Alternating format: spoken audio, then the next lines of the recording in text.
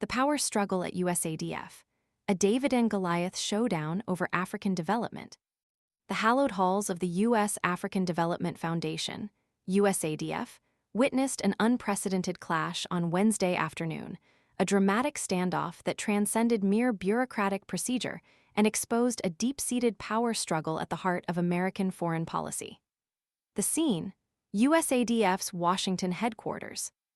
The players, a team of young, backpack-laden operatives from Elon Musk's controversial Department of Government Efficiency, dubbed Doge, and the steadfast employees of USADF, an agency dedicated to fostering economic development in Africa. The stakes, the very existence of USADF, and the future of millions of Africans reliant on its vital support. The confrontation stemmed from a February 19th executive order issued by former President Donald Trump, deeming USADF, along with 3 other agencies, unnecessary and ordering their closure. This decree, however, ignited a firestorm of controversy, pitting the executive branch against both congressional mandate and the very principles of international development. The Trump administration's attempt to summarily dismantle USADF, a beacon of hope for countless marginalized communities in Africa, was perceived by many as a reckless disregard for established law and the welfare of millions. The Doge team, dispatched to carry out the Trump administration's orders, arrived at USADF headquarters with the intention of enacting swift dismissals. Approximately 30 USADF employees were present when the Doge operatives, described by multiple sources as young men sporting backpacks, attempted to gain entry. But their mission was met with unwavering resistance. A tense standoff ensued, the air thick with unspoken tension and the weight of conflicting mandates.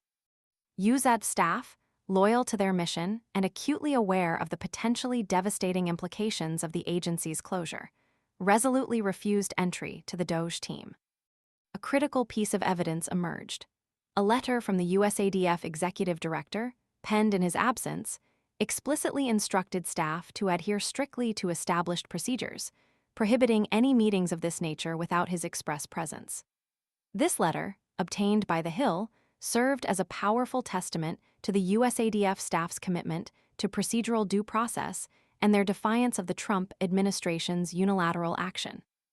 The letter underscores the gravity of the situation, highlighting the profound implications of the Trump executive order and the deliberate actions taken by USADF staff to protect the agency's operations and its vital work in Africa. The Washington Post detailed the scene, painting a vivid picture of the clash between the Doge team's mission to implement the Trump administration's orders and the resolute resistance of USADF employees. The report emphasizes the stark contrast between the young, seemingly inexperienced Doge team and the seasoned professionals of USADF, deeply invested in their work and fiercely protective of the agency's legacy and the communities they serve. The attempt to abruptly shutter USADF struck a nerve far beyond the confines of the agency's Washington headquarters.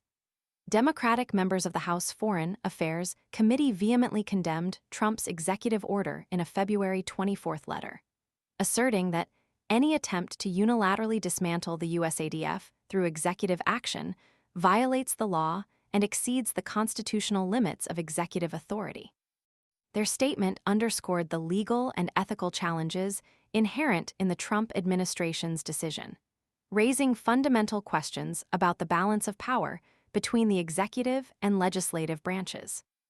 For over 4 decades, USADF has been a cornerstone of American engagement with Africa, consistently delivering impactful results. From 2019 to 2023 alone, the agency disbursed approximately $141 million in grants to 1,050 community enterprises, benefiting an estimated 6.2 million individuals. These grants have been instrumental in supporting small businesses and grassroots organizations, empowering marginalized communities, and fostering sustainable economic growth across the African continent. The sheer scale of USADF's impact underscores the immense consequences of its potential closure. The loss of this vital resource would undoubtedly leave a void in the landscape of African development, potentially crippling countless promising initiatives and jeopardizing the livelihoods of millions. The incident at USADF headquarters serves as a poignant illustration of the complex interplay between executive power, legislative authority, and the critical mission of supporting international development. It's a modern-day David and Goliath story, pitting the unwavering commitment of dedicated professionals against a powerful, yet arguably unlawful, attempt to dismantle a vital institution. The outcome of this power struggle remains uncertain, but the bravery and steadfast resolve of the USADF staff stand as a testament to the importance of their work and the vital role of protecting the vulnerable populations they serve. The incident serves as a stark reminder of the far-reaching consequences of political decisions and the critical need for transparent, accountable, and evidence-based governance in international development. The story of USADF and the standoff at its headquarters is far from over, and its resolution will have profound implications for the future of American engagement in Africa and the countless lives it touches.